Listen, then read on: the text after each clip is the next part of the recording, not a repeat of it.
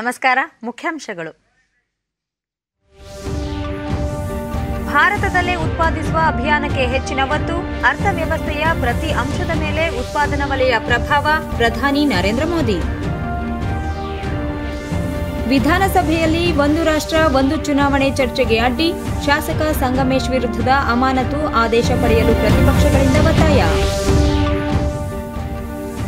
ಗ್ರಾಮೀಣ ಮಹಿಳೆಯರ ಸಬಲೀಕರಣಕ್ಕೆ ಆದ್ಯತೆ, ಮಹಿಳೆಯರು ಉತ್ಪಾದಿಸುವ ಉತ್ಪನ್ನಗಳಿಗೆ ಹೊರ ರಾಜ್ಯಗಳಲ್ಲೂ ಮಾರುಕಟ್ಟೆ ವ್ಯವಸ್ಥೆ, ಸಚಿವೆ ಶಶಿಕಲಾ ಜೊಲ್ಲೆ. ಅಹಮದಾಬಾದ್ ಟೆಸ್ಟ್ ಕ್ರಿಕೆಟ್ ಪಂದ್ಯ, ಇಂಗ್ಲೆಂಡ್ ವಿರುದ್ಧ ಭಾರತ ಮೊದಲ ಇನ್ನಿಂಗ್ಸ್ನಲ್ಲಿ ಭೋಜನ ವಿರಾಮದ ವೇಳೆಗೆ 4 ವಿಕೆಟ್ ನಷ್ಟಕ್ಕೆ 80 ರನ್. ವಾರ್ತೆಗಳ ವಿವರ. ಪ್ರಧಾನಿ ನರೇಂದ್ರ ಮೋದಿ ಅವರಿಂದು ಕೈಗಾರಿಕಾ ಉತ್ತೇಜನ ಮತ್ತು ಆಂತರಿಕ ವ್ಯಾಪಾರ ಇಲಾಖೆ ಹಾಗೂ ನೀತಿ ಆಯೋಗ ಜಂಟಿಯಾಗಿ ಹಮ್ಮಿಕೊಂಡಿದ್ದ ವೆಬಿನಾರ್ ಉದ್ದೇಶಿಸಿ ಮಾತನಾಡಿದರು.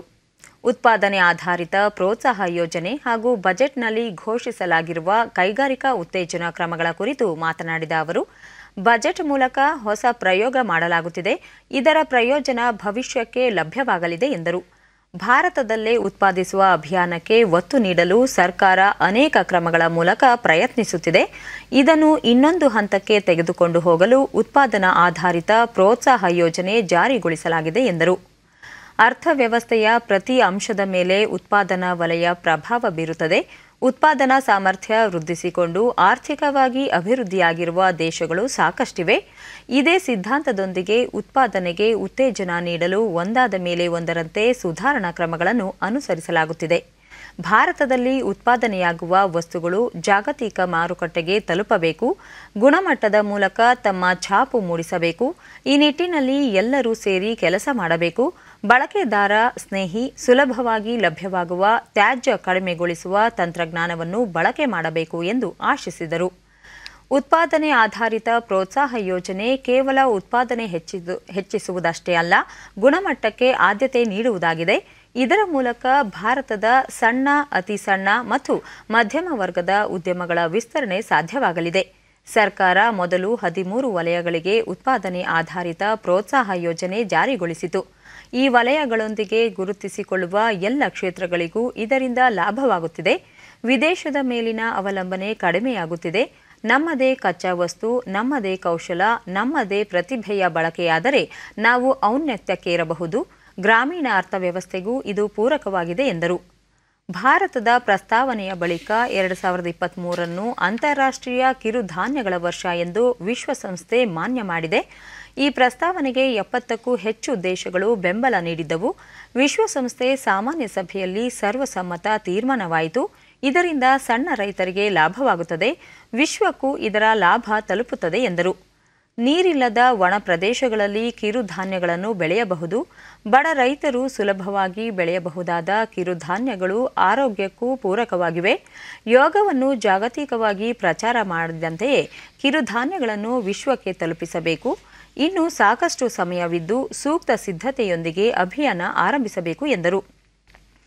ಕೊರೋನಾದಿಂದ ರಕ್ಷಿಸಲು ಲಸಿಕೆ ಮಾರ್ಗವಾಗಿರುವಂತೆಯೇ ರೋಗದಿಂದ ದೂರವಿರಿಸಲು ಕಿರುಧಾನ್ಯಗಳು ಮಾರ್ಗವಾಗಿವೆ ಎಂದ ಪ್ರಧಾನಿ, ಇವುಗಳ ಪೌಷ್ಟಿಕ ಸಾಮರ್ಥ್ಯದ ಕುರಿತು ಅರಿವು ಮೂಡಿಸಬೇಕು. ಕೃಷಿ ಹಾಗೂ ಆಹಾರ ಸಂಸ್ಕರಣೆ ಉದ್ಯಮಗಳು ಈ ಅವಕಾಶದ ಲಾಭ ಪಡೆದುಕೊಳ್ಳಬೇಕು ಎಂದರು. ಉತ್ಪಾದನೆ ಆಧಾರಿತ ಪ್ರೋತ್ಸಾಹ ಯೋಜನೆಯಡಿ 2 ಲಕ್ಷ ಕೋಟಿ ರೂಪಾಯಿ ಅನುದಾನ ನೀಡಲಾಗುತ್ತಿದೆ.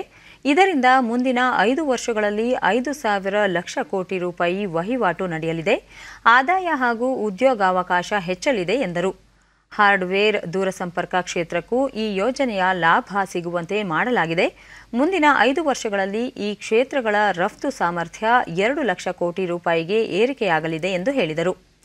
ಇಂದು ಭಾರತದ ಲಸಿಕೆ ತುಂಬಿಕೊಂಡು ವಿದೇಶಕ್ಕೆ ಹಾರುತ್ತಿರುವ ವಿಮಾನಗಳು ಅಲ್ಲಿಂದ ಖಾಲಿ ಬರುತ್ತಿಲ್ಲ. ಬದಲಿಗೆ ಅಲ್ಲಿನ ಜನರ ಪ್ರೀತಿ, ವಿಶ್ವಾಸ, ಸ್ನೇಹ, ಆಶೀರ್ವಾದಗಳನ್ನು ಹೊತ್ತು ತರುತ್ತಿವೆ. ಈ ವಿಶ್ವಾಸ ಅಮರವಾಗಿರುತ್ತದೆ, ಪ್ರೇರಕವಾಗಿರುತ್ತದೆ. ಈ ಕೆಲಸವನ್ನು ಭಾರತ ಅಹಂಕಾರದಿಂದ ಮಾಡುತ್ತಿಲ್ಲ, ಸೇವಾಭಾವ, ಕರ್ತವ್ಯವೆಂದು ಭಾವಿಸಿ ಮಾಡುತ್ತಿದೆ. ಭಾರತದ ಈ ಕಾರ್ಯ ದೇಶವನ್ನು ನೂತನ ಉನ್ನತಿಗೇರಿಸಲಿದೆ ಎಂದರು. ಸಂಶೋಧನೆ ಮತ್ತು ಅಭಿವೃದ್ಧಿಯಲ್ಲಿ ಇನ್ನಷ್ಟು ಪ್ರಗತಿ ಸಾಧಿಸಲು ಉದ್ಯಮ ಕ್ಷೇತ್ರ ಮುಂದೆ ಬರಬೇಕು ಎಂದು ಕರೆ ನೀಡಿದರು. मॉडल इंफ्रास्ट्रक्चर बनाने की बात हो या फिर जिला स्तर पर एक्सपोर्ट हब्स, इसका निर्माण हर स्तर पर काम किया जा रहा है। हमारी सरकार मानती है कि हर चीज में सरकार का दखल समाधान के बजाय समस्याएं ज्यादा पैदा करता है और इसलिए self regulation, self attesting, self certification यानी एक प्रकार से देश के नागरिकों पर ही भरोसा करते आगे बढ़ना, इस पर हमारा जोर है। ಅಧಿಕಾರಸ್ಥರ ಸ್ವಾರ್ಥ ರಾಜಕಾರಣದ ನಡುವೆಯೂ ದೇಶದಲ್ಲಿ ಪ್ರಜಾಪ್ರಭುತ್ವ ಅಸ್ತಿತ್ವದಲ್ಲಿ ಇರುವುದಕ್ಕೆ ಚುನಾವಣಾ ಆಯೋಗ ಹಾಗೂ ದೇಶದ ಜನತೆಯೇ ಮೂಲ ಕಾರಣ ಎಂದು ಸಂಸದೀಯ ವ್ಯವಹಾರಗಳ ಹಾಗೂ ಗೃಹ ಸಚಿವ ಬಸವರಾಜ ಬೊಮ್ಮಾಯಿ ಹೇಳಿದ್ದಾರೆ. ವಿಧಾನಸಭೆಯಲ್ಲಿ ಒಂದು ರಾಷ್ಟ್ರ ಒಂದು ಚುನಾವಣೆ ಕುರಿತ ಚರ್ಚೆಯಲ್ಲಿ ಮಾತನಾಡಿದ ಬೊಮ್ಮಾಯಿ, ಇತ್ತೀಚಿನ ವರ್ಷಗಳಲ್ಲಿ ಚುನಾವಣಾ ವೆಚ್ಚ ದಿನೇ ದಿನೇ ಹೆಚ್ಚುತ್ತಿದ್ದು, ಇದನ್ನು ತಗ್ಗಿಸಲು ಒಂದು ರಾಷ್ಟ್ರ ಒಂದು ಚುನಾವಣೆ ಅಂಶವನ್ನು ಪ್ರಸ್ತಾಪಿಸಲಾಗಿದೆ. ಇದರ ಸಾಧಕ ಬಾಧಕಗಳ ಬಗ್ಗೆ ಚರ್ಚೆ ಅಗತ್ಯವಿದೆ ಎಂದು ಪ್ರತಿಪಾದಿಸಿದರು. ಆದರೆ ಪ್ರತಿಪಕ್ಷಗಳು ಗದ್ದಲ ಮುಂದುವರೆಸಿದ ಪರಿಣಾಮ ಕಲಾಪವನ್ನು ಮಧ್ಯಾಹ್ನ 3:30 ಮುಂದೂಡಲಾಯಿತು.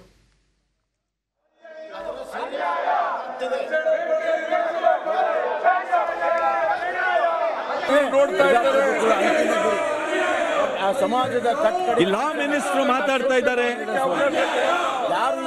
ಈಗ ಸದನವನ್ನ 3:30 ಗಂಟೆಗೆ ಸೇರುವಂತೆ ಮುಂದೂಡ್ತಾ ಇದ್ದೇನೆ.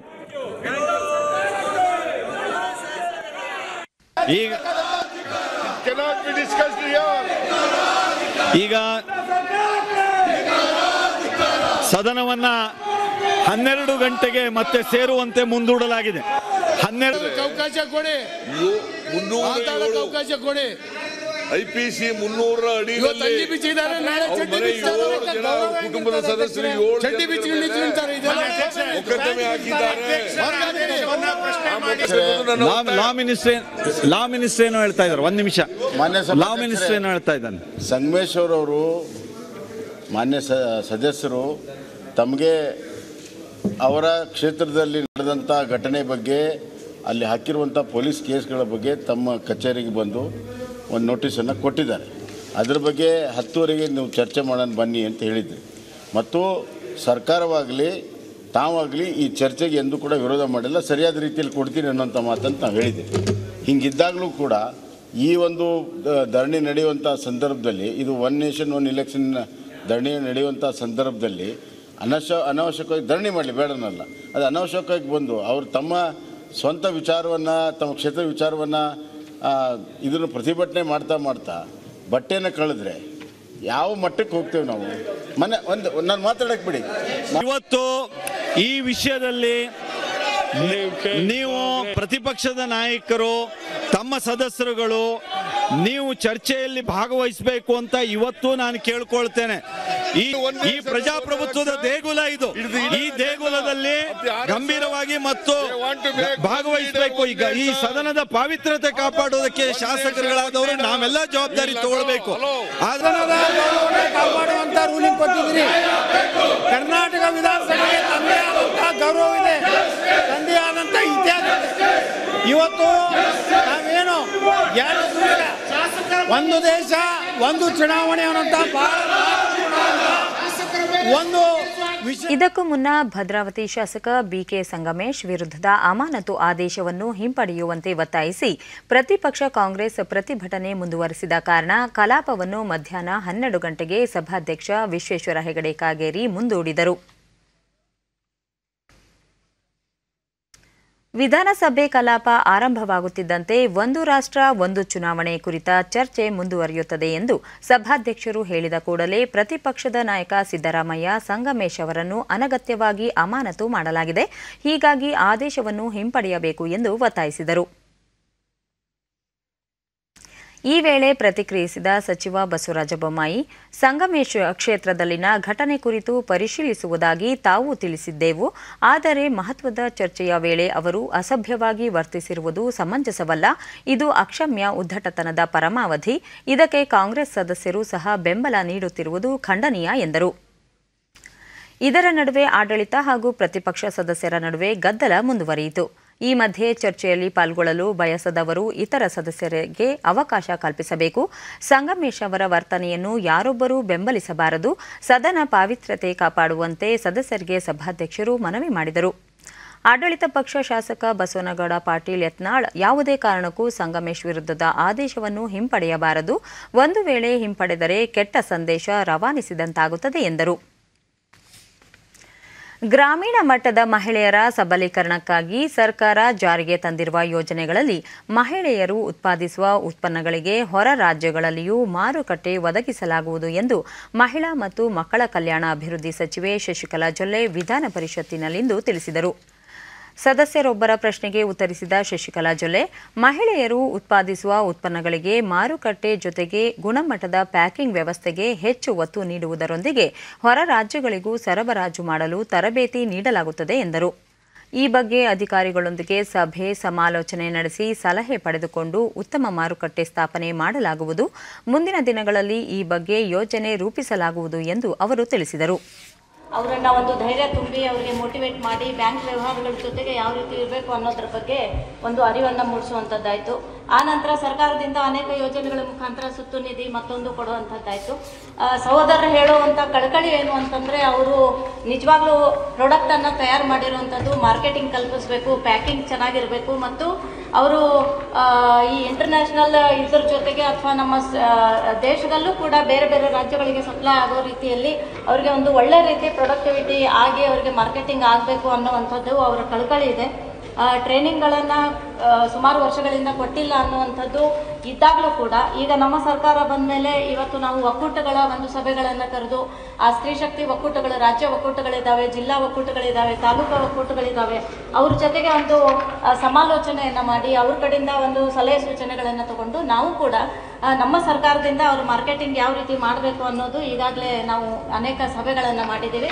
ಬರ್ತಕ್ಕಂಥ ದಿನಮಾನಗಳಲ್ಲಿ ವಿಶೇಷವಾಗಿ ಗ್ರಾಮೀಣದಲ್ಲಿರ್ತಕ್ಕಂಥ ಸ್ತ್ರೀ ಶಕ್ತಿ ಸಂಘಗಳಿಗೆ ಅವರ ಬಲವರ್ಧನೆಗೆ ಮತ್ತು ಅವರ ಆರ್ಥಿಕ ಪರಿಸ್ಥಿತಿ ಸುಧಾರಣೆಗೋಸ್ಕರ ಅನೇಕ ಯೋಜನೆಗಳನ್ನು ನಾವು ತಂದಿದ್ದೀವಿ. ಬರ್ತಕ್ಕಂಥ ದಿನಮಾನಗಳಲ್ಲಿ ಅದನ್ನು ಇಂಪ್ಲಿಮೆಂಟ್ ಮಾಡ್ತಾ ಇದ್ದೀವಿ.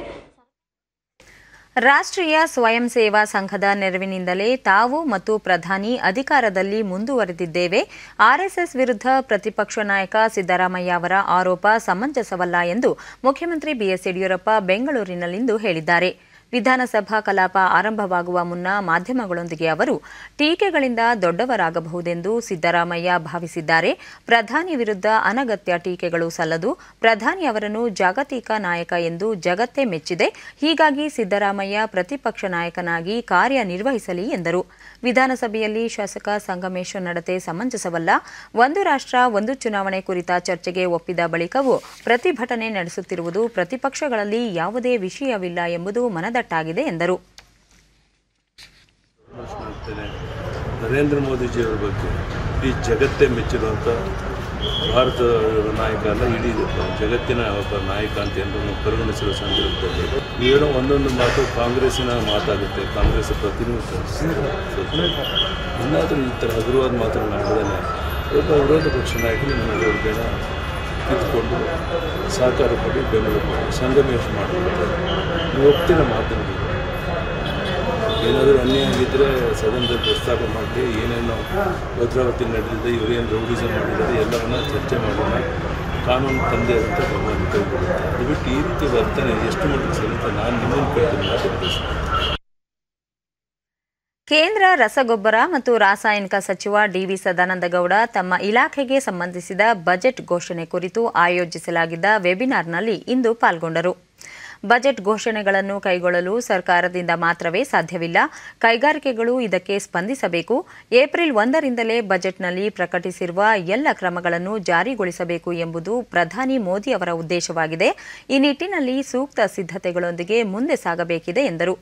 ಭಾರತ ಜಾಗತಿಕವಾಗಿ ರಾಸಾಯನಿಕ ಉತ್ಪಾದಿಸುವ 6ನೇ ಅತಿದೊಡ್ಡ ರಾಷ್ಟ್ರವಾಗಿದೆ ಹಾಗೂ ಜಾಗತಿಕ ರಾಸಾಯನಿಕ ಕೈಗಾರಿಕೆಯಲ್ಲಿ ಶೇಕಡಾ 3.4ರಷ್ಟು ಪಾಲನ್ನು ಹೊಂದಿದೆ. ಇಲ್ಲಿ 8,000ಕ್ಕೂ ಹೆಚ್ಚಿನ ವಾಣಿಜ್ಯ ಉತ್ಪನ್ನಗಳನ್ನು ತಯಾರಿಸಲಾಗುತ್ತಿದೆ. ಕೃಷಿ ಸೇರಿದಂತೆ ಕೈಗಾರಿಕೆ ದಿನಬಳಕೆ ರಾಸಾಯನಿಕಗಳಿಗೆ ಬಹುದೊಡ್ಡ ಮಾರುಕಟ್ಟೆ ಇದೆ ಎಂದರು. ಕೋವಿಡ್-19 ಸೋಂಕಿನ ನಂತರದ ಸನ್ನಿವೇಶದಲ್ಲಿ ಚೈನಾದೊಂದಿಗೆ ಏರ್ಪಟ್ಟ ಭಿನ್ನಾಭಿಪ್ರಾಯ ಸವಾಲಿನೊಂದಿಗೆ ಅವಕಾಶವನ್ನು ಸೃಷ್ಟಿಸಿತು. ದೇಶದ ಬೇಡಿಕೆ ಪೂರೈಸುವ ನಿಟ್ಟಿನಲ್ಲಿ ದೇಶೀಯ ಕಚ್ಚಾ ವಸ್ತು ಪೂರೈಕೆ ಮಾಡಿಕೊಳ್ಳುವ ಅವಕಾಶ ನಿರ್ಮಾಣವಾಯಿತು. ಪ್ರಧಾನಿ ಮೋದಿ ಅವರ ಆತ್ಮನಿರ್ಭರ ಭಾರತ ನಿರ್ಮಾಣಕ್ಕೆ ಈ ಸನ್ನಿವೇಶ ಬಹುದೊಡ್ಡ ಕೊಡುಗೆ ನೀಡಿತು ಎಂದರು. ಪ್ರಸಕ್ತ ಸಾಲಿನ ಬಜೆಟ್ನಲ್ಲಿ ರಾಸಾಯನಿಕ ವಲಯದ 21 ಕ್ಷೇತ್ರಗಳಿಗೆ ಅತ್ಯುತ್ತಮ ಆದ್ಯತೆ ನೀಡಲಾಗಿದೆ. ಔಷಧ ಕ್ಷೇತ್ರಕ್ಕೂ ಅಭೂತಪೂರ್ವ ಉತ್ತೇಜನ ದೊರೆತಿದೆ. ಉತ್ಪಾದನೆ ಆಧಾರಿತ ಪ್ರೋತ್ಸಾಹ ಯೋಜನೆ ಅನ್ವಯಿಸಲಾಗಿದೆ ಎಂದು ತಿಳಿಸಿದರು. ಸಂಶೋಧನೆ ಮತ್ತು ಅಭಿವೃದ್ಧಿ ಕ್ಷೇತ್ರದಲ್ಲೂ ಹೂಡಿಕೆ ಮಾಡುವ ಅವಕಾಶ ನಿರ್ಮಾಣವಾಗಿದೆ ಎಂದರು. I am happy to note that the world-class research and development laboratories established by CPET are benefiting the industries across the globe through technology transfers. The research and development wings have close alliance with other major industries players like Boeing, Ford, Pepsi company, ITC, etc., as well as PSUs like BEL, HAL, NTPC, etc. ಒಂದು ರಾಷ್ಟ್ರ ಒಂದು ಚುನಾವಣೆಗಿಂತ ಮೊದಲು ಚುನಾವಣಾ ಪದ್ಧತಿ ಬದಲಾಗುವ ಅಗತ್ಯವಿದೆ ಎಂದು ಮಾಜಿ ಮುಖ್ಯಮಂತ್ರಿ ಎಚ್.ಡಿ. ಕುಮಾರಸ್ವಾಮಿ ಮೈಸೂರಿನಲ್ಲಿಂದು ಹೇಳಿದ್ದಾರೆ. ಸುದ್ದಿಗಾರರೊಂದಿಗೆ ಅವರು, ಹಣ ಮತ್ತು ತೋಳ್ಬಲ ಇದ್ದವರು ಚುನಾವಣೆಯಲ್ಲಿ ಗೆದ್ದು ಬರುತ್ತಿದ್ದಾರೆ. ಚುನಾವಣಾ ಅಭ್ಯರ್ಥಿಗಳು ಹಾಗೂ ಆತನ ಹಿನ್ನೆಲೆ ಬಗ್ಗೆ ಚುನಾವಣಾ ಆಯೋಗ ನಿಗಾ ವಹಿಸಬೇಕು. ಕ್ರಿಮಿನಲ್ ಮತ್ತು ಕೆಟ್ಟ ಚಾರಿತ್ರ್ಯ ಹೊಂದಿರುವವರು ಚುನಾವಣೆಗಳಲ್ಲಿ ಗೆಲುವು ಸಾಧಿಸುತ್ತಿದ್ದಾರೆ. ಈ ಬಗ್ಗೆ ಆಯೋಗ ಹೆಚ್ಚಿನ ಗಮನ ಹರಿಸಬೇಕು. ರಾಜ್ಯ ಸರ್ಕಾರವನ್ನು ಬುಡಮೇಲು ಮಾಡುವ ಕಾರ್ಯಕ್ಕೆ ಮುಂದಾಗುವ ಜನಪ್ರತಿನಿಧಿಗಳ ವಿರುದ್ಧ ಕಠಿಣ ಕ್ರಮ ತೆಗೆದುಕೊಳ್ಳಬೇಕು ಎಂದು ಆಗ್ರಹಿಸಿದರು. ಸಹ ಮನವಿ ಮಾಡ್ತಕ್ಕಂಥದ್ದು, ಒನ್ ನೇಷನ್ ಒನ್ ಎಲೆಕ್ಷನ್ ನಂತರ ಮಾತಾಡೋಣ. ಆದರೆ ಇವತ್ತಿನ ಎಲೆಕ್ಷನ್ ಸಿಸ್ಟಮ್ ಇದೆಯಲ್ಲ, ಈ ಸಿಸ್ಟಮನ್ನು ಸರಿಪಡಿಸ್ಕೊಳ್ಳದೇ ಇದ್ದರೆ ನೀವು ಒನ್ ನೇಷನ್ ಒನ್ ಎಲೆಕ್ಷನ್ ಮಾಡ್ಕೊಂಡು ಏನು ಮಾಡ್ಕೋತೀರಿ? ಮೊದಲು ಇಲ್ಲಿ ಈ ಎಲೆಕ್ಷನ್ ಪದ್ಧತಿಯಲ್ಲಿ ಪ್ರಾಮಾಣಿಕವಾಗಿ ದುಡಿಮೆ ಮಾಡ್ತಕ್ಕಂಥವ್ರು, ಜನಸಾಮಾನ್ಯರ ಬಗ್ಗೆ ಸಾಮಾಜಿಕ ಕಳಕಳಿ ಹೊಂದಂಥವ್ರು ಚುನಾವಣೆಗಳನ್ನೇ ನಡೆಸಲಿಕ್ಕಾಗೋದಿಲ್ಲ. ಇವತ್ತು ಎಲ್ಲೋ ಬೇರೆ ಬೇರೆ ಮಾರ್ಗಗಳಲ್ಲಿ ಹಣ ಸಂಪಾದನೆ ಮಾಡಿ ಹಣ ತಂದು ಚುನಾವಣೆ ನಡೆಸ್ತಕ್ಕಂಥ ಸಿಸ್ಟಮ್ಗಳೇನಾಗಿದೆ, ಕಾಟಾಚಾರಕ್ಕೆ ಚುನಾವಣೆಗಳಲ್ಲಿ ಇಂತಿಷ್ಟು ಹಣ ಮಾತ್ರ ಖರ್ಚು ಮಾಡಬೇಕು ಅಂತಕ್ಕಂಥ ಎಲೆಕ್ಷನ್ ಕಮಿಷನ್ನ ನಿಯಮಾವಳಿಗಳಿದ್ದರು. ಆದರೆ ಆ ನಿಯಮಾವಳಿಗಳು ಎಲ್ಲೂ ಸಹ ಇವತ್ತು ಯಾವುದೇ ಚುನಾವಣೆಗಳಲ್ಲೂ ಕಾರ್ಯರೂಪಕ್ಕೆ ಜಾರಿಗೆ ಬಂದಿಲ್ಲ. ಇಂಥ ಪರಿಸ್ಥಿತಿನಲ್ಲಿ ಸಮಾಜವನ್ನು ನಾವು ಎಲ್ಲಿಗೆ ತೆಗೆದುಕೊಂಡು ಹೋಗ್ತಾ ಇದ್ದೇವೆ? ಪ್ರಧಾನಿ ನರೇಂದ್ರ ಮೋದಿ ಇಂದು ಸ್ವೀಡನ್ ಪ್ರಧಾನಿ ಸ್ಟೆಫಾನ್ ಲೋಫೆನ್ ಅವರೊಂದಿಗೆ ವರ್ಚುವಲ್ ಮೂಲಕ ಸಭೆ ನಡೆಸಲಿದ್ದಾರೆ. 2015ರಿಂದ ಈಚೆಗೆ ಉಭಯ ನಾಯಕರ ನಡುವಿನ 5ನೇ ಸಮಾಲೋಚನೆ ಇದಾಗಿದೆ. ಪ್ರಜಾಪ್ರಭುತ್ವ, ಸ್ವಾತಂತ್ರ್ಯ, ಬಹುತ್ವ ಮತ್ತು ನಿಯಮ ಆಧಾರಿತ ಅಂತಾರಾಷ್ಟ್ರೀಯ ಕ್ರಮಗಳ ಹಂಚಿಕೆಯ ಮೌಲ್ಯಗಳ ಆಧಾರದ ಮೇಲೆ ಭಾರತ ಮತ್ತು ಸ್ವೀಡನ್ ಬಲವಾದ ಸಂಬಂಧವನ್ನು ಹೊಂದಿವೆ. ಸಭೆಯಲ್ಲಿ ಉಭಯ ನಾಯಕರು ಪ್ರಾದೇಶಿಕ ಮತ್ತು ಜಾಗತಿಕ ವಿಷಯಗಳು ಹಾಗೂ ಕೋವಿಡ್ ನಂತರದಲ್ಲಿ ಉಭಯ ದೇಶಗಳ ನಡುವಿನ ದ್ವಿಪಕ್ಷೀಯ ಸಂಬಂಧ ಬಲವರ್ಧನೆ ಕುರಿತು ಸಮಗ್ರವಾಗಿ ಚರ್ಚಿಸಲಿದ್ದಾರೆ. ಕಳೆದ ಏಪ್ರಿಲ್ನಲ್ಲಿ ಉಭಯ ನಾಯಕರು ಕೋವಿಡ್ ಉಲ್ಬಣಗೊಳ್ಳುತ್ತಿರುವ ಪರಿಸ್ಥಿತಿಯ ಬಗ್ಗೆ ದೂರವಾಣಿ ಸಂಭಾಷಣೆ ನಡೆಸಿದ್ದರು. ವ್ಯಾಪಾರ ಮತ್ತು ಹೂಡಿಕೆ, ನಾವೀನ್ಯತೆ, ವಿಜ್ಞಾನ ತಂತ್ರಜ್ಞಾನ ಮತ್ತು ಸಂಶೋಧನೆ ಹಾಗೂ ಅಭಿವೃದ್ಧಿ ಕ್ಷೇತ್ರಗಳಲ್ಲಿ ಎರಡು ದೇಶಗಳು ನಿಕಟ ಸಹಕಾರ ಹೊಂದಿವೆ. ದೇಶದ ಆರೋಗ್ಯ, ವಿಜ್ಞಾನ, ಆಟೋ ಉದ್ಯಮ, ಸ್ವಚ್ಛ ತಂತ್ರಜ್ಞಾನ, ರಕ್ಷಣೆ ಸೇರಿದಂತೆ ವಿವಿಧ ಕ್ಷೇತ್ರದಲ್ಲಿ ಸ್ವೀಡನ್ನ ಸುಮಾರು 250ಕ್ಕೂ ಹೆಚ್ಚು ಕಂಪನಿಗಳು ಕಾರ್ಯನಿರ್ವಹಿಸುತ್ತಿವೆ. ಹಾಗೆಯೇ ಭಾರತದ 75ಕ್ಕೂ ಹೆಚ್ಚು ಕಂಪನಿಗಳು ಸ್ವೀಡನ್ನ ವಿವಿಧ ಕ್ಷೇತ್ರಗಳಲ್ಲಿ ತೊಡಗಿಕೊಂಡಿವೆ. ಪ್ರಧಾನಿ ನರೇಂದ್ರ ಮೋದಿ ಇಂದು ಸಂಜೆ 7 ಗಂಟೆಗೆ ಸೆರಾವೀಕ್ ಜಾಗತಿಕ ಇಂಧನ ಮತ್ತು ಪರಿಸರ ನಾಯಕತ್ವ ಪ್ರಶಸ್ತಿಯನ್ನು ಸ್ವೀಕರಿಸಲಿದ್ದಾರೆ. ಕೇಂಬ್ರಿಡ್ಜ್ ಇಂಧನ ಸಂಶೋಧನಾ ಅಸೋಸಿಯೇಟ್ಸ್ ವೀಕ್ 2021ರ ಸಭೆಯಲ್ಲಿ ಪ್ರಧಾನಿ ವಿಡಿಯೋ ಕಾನ್ಫರೆನ್ಸ್ ಮೂಲಕ ಪ್ರಧಾನ ಭಾಷಣ ಮಾಡಲಿದ್ದಾರೆ.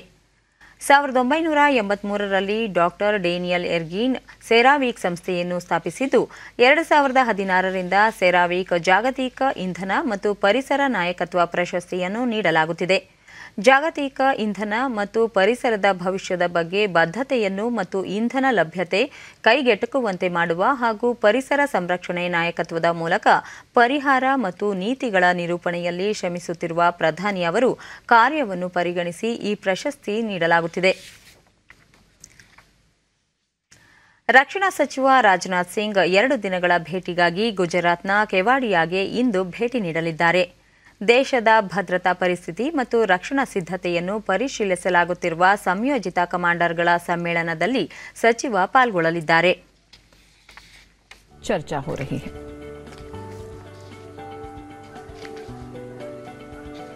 और रक्षा मंत्री राजनाथ सिंह ने ट्वीट कर कहा कि संयुक्त कमांडरों के सम्मेलन में सेनाओं की संयुक्त कमान रणनीति, रक्षा क्षेत्र में आत्मनिर्भरता और क्षेत्र में आने वाली चुनौतियों पर विशेष रूप से QS ವಿಶ್ವವಿದ್ಯಾಲಯ ರ್ಯಾಂಕಿಂಗ್ನ ಅಗ್ರ 100ರಲ್ಲಿ 12 ಭಾರತೀಯ ಶೈಕ್ಷಣಿಕ ಸಂಸ್ಥೆಗಳು ಸ್ಥಾನ ಪಡೆದಿರುವುದಕ್ಕೆ ಕೇಂದ್ರ ಶಿಕ್ಷಣ ಸಚಿವ ರಮೇಶ್ ಪೋಖ್ರಿಯಾಲ್ ನಿಶಾಂಕ್ ಅಭಿನಂದನೆ ಸಲ್ಲಿಸಿದ್ದಾರೆ.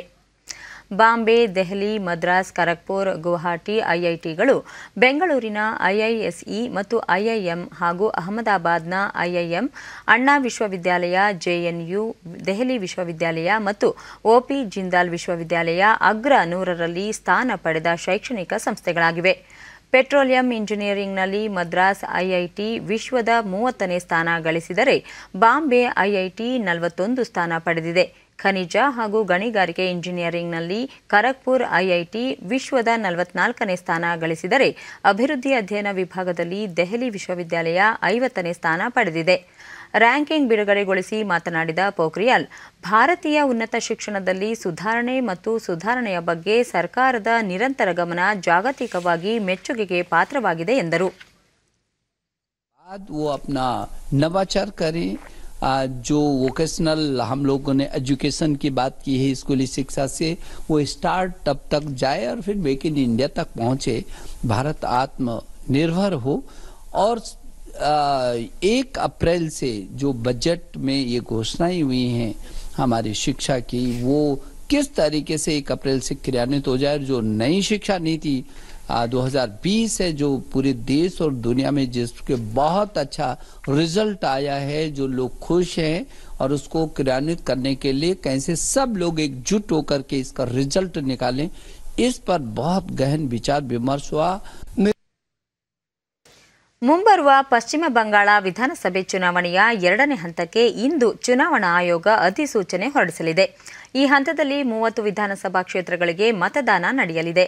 ಅಸ್ಸಾಂ ವಿಧಾನಸಭಾ ಚುನಾವಣೆಯ 2ನೇ ಹಂತಕ್ಕೂ ಇಂದೇ ಅಧಿಸೂಚನೆ ಹೊರಬೀಳಲಿದೆ. ಈ ಹಂತದಲ್ಲಿ ಈಶಾನ್ಯ ರಾಜ್ಯದ 39 ವಿಧಾನಸಭಾ ಕ್ಷೇತ್ರಗಳಿಗೆ ಮತದಾನ ಜರುಗಲಿದೆ. ಉಭಯ ರಾಜ್ಯಗಳ 2ನೇ ಹಂತಕ್ಕೆ ಏಪ್ರಿಲ್ 1ರಂದು ಮತದಾನ ನಡೆಯಲಿದೆ. ಪಶ್ಚಿಮ ಬಂಗಾಳ ವಿಧಾನಸಭೆಗೆ 8 ಹಂತಗಳಲ್ಲಿ ಹಾಗೂ ಅಸ್ಸಾಂಗೆ 3 ಹಂತಗಳಲ್ಲಿ ಚುನಾವಣೆ ನಡೆಯಲಿದೆ.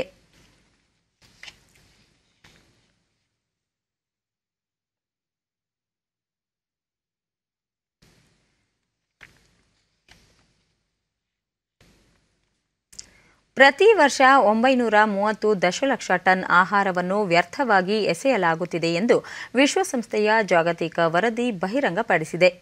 ವಿಶ್ವಸಂಸ್ಥೆಯ ಪರಿಸರ ಕಾರ್ಯಕ್ರಮ ಮತ್ತು ಪಾಲುದಾರ ಸಂಘಟನೆ WRAP ಆಹಾರ ತ್ಯಾಜ್ಯ ಸೂಚ್ಯಂಕ ವರದಿ 2021 ನಿನ್ನೆ ಬಿಡುಗಡೆಗೊಳಿಸಿದೆ.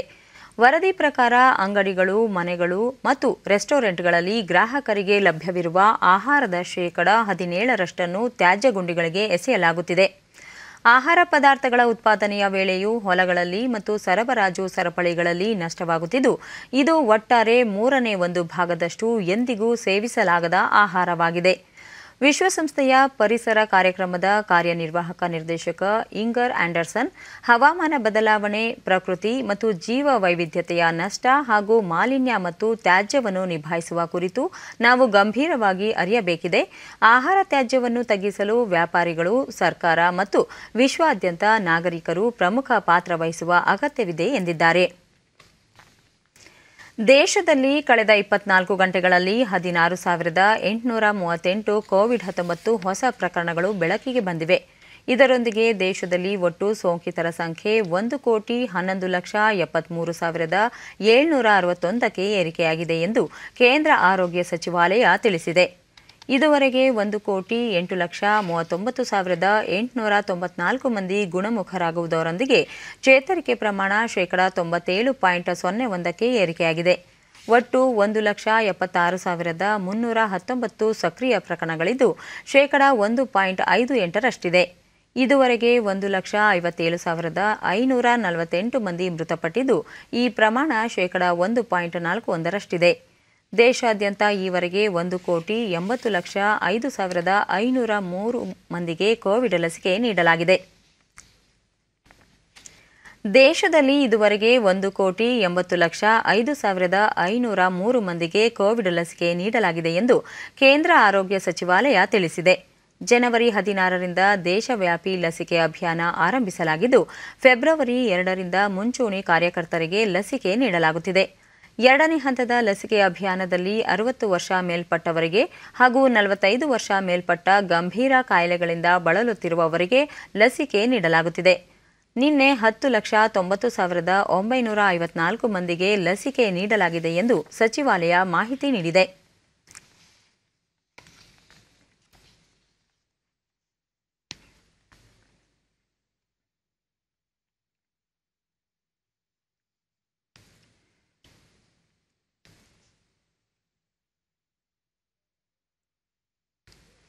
ಸಾಮಾನ್ಯವಾಗಿ ಹೆದ್ದಾರಿಗಳ ನಿರ್ಮಾಣಕ್ಕೆ ವರ್ಷಾನುಗಟ್ಟಲೆ ಸಮಯಾವಕಾಶ ಬೇಕಾಗುತ್ತದೆ. ಆದರೆ ವಿಜಯಪುರ ಸೊಲ್ಲಾಪುರ ಚತುಷ್ಪಥ ರಾಷ್ಟ್ರೀಯ ಹೆದ್ದಾರಿಯ 25.54 ಕಿಲೋಮೀಟರ್ ಕಾಮಗಾರಿಯನ್ನು ಕಾರ್ಮಿಕರು ಹಾಗೂ ಅಧಿಕಾರಿಗಳು ಕೇವಲ 18 ಗಂಟೆಗಳಲ್ಲಿ ಪೂರ್ಣಗೊಳಿಸಿ ದಾಖಲೆ ಬರೆದಿದ್ದಾರೆ. ಮಲೇಷಿಯಾ ಮೂಲದ ಕಂಪನಿ ಈ ಹೆದ್ದಾರಿ ಕಾಮಗಾರಿ ಕೈಗೆತ್ತಿಕೊಂಡಿದ್ದು, ಸುಮಾರು 500 ಕಾರ್ಮಿಕರ ನೇತೃತ್ವದಲ್ಲಿ 15 roller machine, 5 sensor power machine, 120 tipper truck ಸೇರಿದಂತೆ ಇನ್ನಿತರ ಮೆಷಿನ್ಗಳ ಮೂಲಕ ಹೆದ್ದಾರಿ ನಿರ್ಮಿಸಲಾಗಿದೆ. ಈಗಾಗಲೇ ವಿಜಯಪುರ ಸೊಲ್ಲಾಪುರ ಚತುಷ್ಪಥ ರಾಷ್ಟ್ರೀಯ ಹೆದ್ದಾರಿಯ 110 ಕಿಲೋಮೀಟರ್ ರಸ್ತೆಯಲ್ಲಿ 80 ಕಿಲೋಮೀಟರ್ ರಸ್ತೆ ಕಾಮಗಾರಿ ಮುಗಿಸಿದ್ದು, ಇನ್ನು ಕೇವಲ 30 ಕಿಲೋಮೀಟರ್ ಮಾತ್ರ ಬಾಕಿ ಉಳಿದಿದೆ.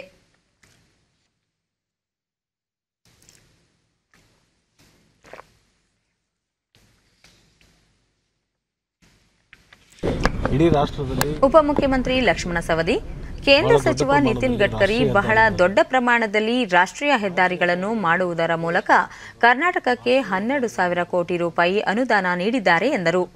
ಕರ್ನಾಟಕಕ್ಕೂ ಕೂಡ ಸುಮಾರು 12,000 ಕೋಟಿಯಷ್ಟು ಅನುದಾನವನ್ನು ಇವತ್ತು ಮಂಜೂರಾತಿ ಮಾಡಿರ್ತಕ್ಕಂಥದ್ದು. ನಾನು ಕರ್ನಾಟಕದ ಜನತೆಯ ಪರವಾಗಿ ರಾಷ್ಟ್ರೀಯ ಭೂ ಸಾರಿಗೆ ಸಚಿವರಾಗಿರ್ತಕ್ಕಂಥ ಸನ್ಮಾನ್ಯ ನಿತಿನ್ ಗಡ್ಕರಿ ಅವರಿಗೆ ನಾನು ಅಭಿನಂದನೆಗಳನ್ನು ಹೇಳ್ತೀನಿ. ಅದರ ಜೊತೆಗೆ ಬಿಜಾಪುರದಿಂದ ಅಥಣಿಗೆ ಹೋಗ್ತಕ್ಕಂಥ ಏನು ರಾಜ್ಯ ಹೆದ್ದಾರಿ ಇತ್ತು, ಅದನ್ನು ಮೇಲ್ದರ್ಜೆಗೇರಿಸಿ ಅದಕ್ಕೂ ಕೂಡ ಚಾಲನೆಯನ್ನು ಕೊಡಲಿಕ್ಕೆ ಈಗಾಗಲೇ ಮಂಜೂರಾತಿಯನ್ನು ಕೊಟ್ಟಿದ್ದಾರೆ. ಅದು ಇನ್ನು ಕೆಲವೇ ದಿವಸದಲ್ಲಿ ಬಿಜಾಪುರದಿಂದ ಅಥಣಿಗೆ ಹೋಗ್ತಕ್ಕಂಥ ರಾಷ್ಟ್ರೀಯ ಹೆದ್ದಾರಿ ಕೂಡ ನಾವು ಪ್ರಾರಂಭ ಮಾಡ್ತೀವಿ. ಯುಶಕ್ತಿ ಮನಗೂಳಿ ಸಂಸ್ಥೆ ಅಧ್ಯಕ್ಷ ರಮೇಶ್ ಒಡ್ಡೋಡಗಿ, ವಿಜಯಪುರ ಸೊಲ್ಲಾಪುರ ಚತುಷ್ಪಥ ರಾಷ್ಟ್ರೀಯ ಹೆದ್ದಾರಿ ಕಾಮಗಾರಿಯನ್ನು 18 ಗಂಟೆಯಲ್ಲಿ ನಿರ್ಮಿಸಲಾಗಿರುವುದು ಹೆಮ್ಮೆಯ ವಿಷಯವಾಗಿದ್ದು, ಈ ಕಾರ್ಯ ಮೆಚ್ಚಿ ನಿತಿನ್ ಗಡ್ಕರಿ ಲಿಮ್ಕಾ ಬುಕ್ಗೆ ದಾಖಲೆ ಸೇರಿಸುವುದಾಗಿ ಟ್ವೀಟ್ ಮೂಲಕ ಶ್ಲಾಘಿಸಿರುವುದು ಸಂತಸ ತಂದಿದೆ ಎಂದರು.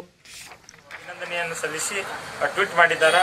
ಇದು ಈ ನಮ್ಮ ಭಾಗದೊಳಗೆ ಈ ರೀತಿ ತೀವ್ರಗತಿಯ ಪ್ರಗತಿ ಆಗ್ತಕ್ಕಂಥದ್ದು ನಮಗೆ ಈ ತೀವ್ರಗತಿ ನಾವು ಸ್ವಾಗತ ಮಾಡ್ತೀವಿ.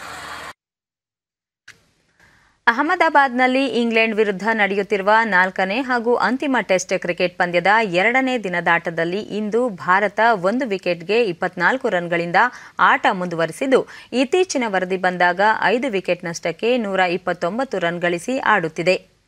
ಪ್ರವಾಸಿ ಇಂಗ್ಲೆಂಡ್ ತಂಡ ಮೊದಲ ಇನ್ನಿಂಗ್ಸ್ನಲ್ಲಿ ಕಲೆ ಹಾಕಿದ 205 ರನ್ಗಳಿಗೆ ಪ್ರತಿಯಾಗಿ ಇನ್ನಿಂಗ್ಸ್ ಆರಂಭಿಸಿರುವ ಆತಿಥೇಯ ತಂಡ ನಿನ್ನೆ ದಿನದಂತ್ಯಕ್ಕೆ 1 ವಿಕೆಟ್ ನಷ್ಟಕ್ಕೆ 24 ರನ್ ಗಳಿಸಿತ್ತು.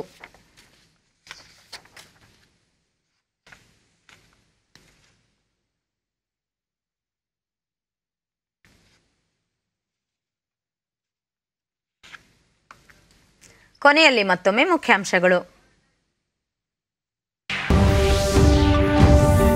ಭಾರತದಲ್ಲಿ ಉತ್ಪಾದಿಸುವ ಅಭಿಯಾನಕ್ಕೆ ಹೆಚ್ಚಿನ ಒತ್ತು, ಅರ್ಥವ್ಯವಸ್ಥೆಯ ಪ್ರತಿ ಅಂಶದ ಮೇಲೆ ಉತ್ಪಾದನಾ ವಲಯ ಪ್ರಭಾವ, ಪ್ರಧಾನಿ ನರೇಂದ್ರ ಮೋದಿ. ವಿಧಾನಸಭೆಯಲ್ಲಿ ಒಂದು ರಾಷ್ಟ್ರ ಒಂದು ಚುನಾವಣೆ ಚರ್ಚೆಗೆ ಅಡ್ಡಿ, ಶಾಸಕ ಸಂಗಮೇಶ್ ವಿರುದ್ಧದ ಅಮಾನತು ಆದೇಶ ಪಡೆಯಲು ಪ್ರತಿಪಕ್ಷಗಳಿಂದ ಒತ್ತಾಯ.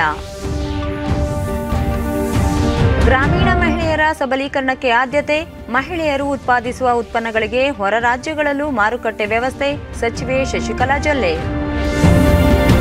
ಅಹಮದಾಬಾದ್ ಟೆಸ್ಟ್ ಕ್ರಿಕೆಟ್ ಪಂದ್ಯ, ಇಂಗ್ಲೆಂಡ್ ವಿರುದ್ಧ ಭಾರತ ಮೊದಲ ಇನ್ನಿಂಗ್ಸ್ನಲ್ಲಿ ಭೋಜನ ವಿರಾಮದ ವೇಳೆಗೆ 4 ವಿಕೆಟ್ ನಷ್ಟಕ್ಕೆ 80 ರನ್. ನಮ್ಮ ವಾರ್ತಾ ಪ್ರಸಾರವನ್ನು ನೀವು ಡಿಡಿ ಚಂದನ ನ್ಯೂಸ್ ಯೂಟ್ಯೂಬ್ ಚಾನೆಲ್ನಲ್ಲೂ ವೀಕ್ಷಿಸಬಹುದು.